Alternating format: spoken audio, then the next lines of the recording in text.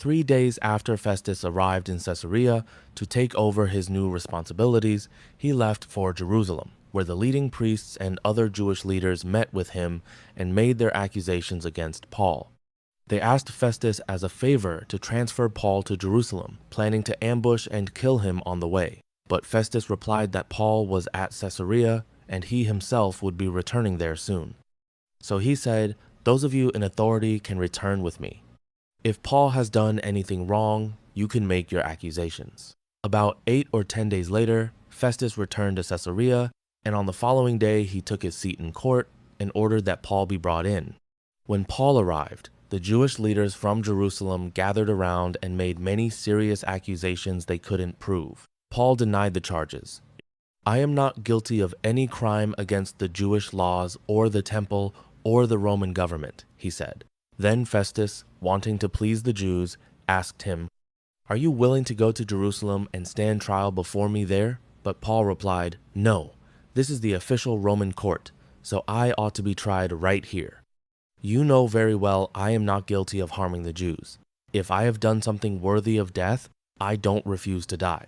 But if I am innocent, no one has a right to turn me over to these men to kill me. I appeal to Caesar." Festus conferred with his advisors and then replied, "Very well, you have appealed to Caesar, and to Caesar you will go." A few days later, King Agrippa arrived with his sister, Bernice, to pay their respects to Festus. During their stay of several days, Festus discussed Paul's case with the king. "There is a prisoner here," he told him, "whose case was left for me by Felix. When I was in Jerusalem, the leading priests and Jewish elders pressed charges against him and asked me to condemn him. I pointed out to them that Roman law does not convict people without a trial. They must be given an opportunity to confront their accusers and defend themselves. When his accusers came here for the trial, I didn't delay. I called the case the very next day and ordered Paul brought in. But the accusations made against him weren't any of the crimes I expected. Instead, it was something about their religion and a dead man named Jesus, who Paul insists is alive.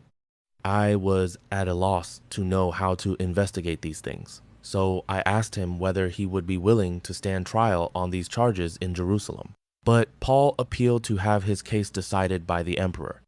So I ordered that he be held in custody until I could arrange to send him to Caesar.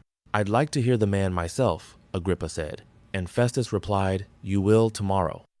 Paul speaks to Agrippa. So the next day, Agrippa and Bernice arrived at the auditorium with great pomp, accompanied by military officers and prominent men of the city. Festus ordered that Paul be brought in. Then Festus said, "King Agrippa and all who are here, this is the man whose death is demanded by all the Jews, both here and in Jerusalem. But in my opinion, he has done nothing deserving death. However, since he appealed his case to the emperor, I have decided to send him to Rome. But what shall I write the emperor? For there is no clear charge against him. So I have brought him before all of you, and especially you, King Agrippa, so that after we examine him, I might have something to write. For it makes no sense to send a prisoner to the emperor without specifying the charges against him.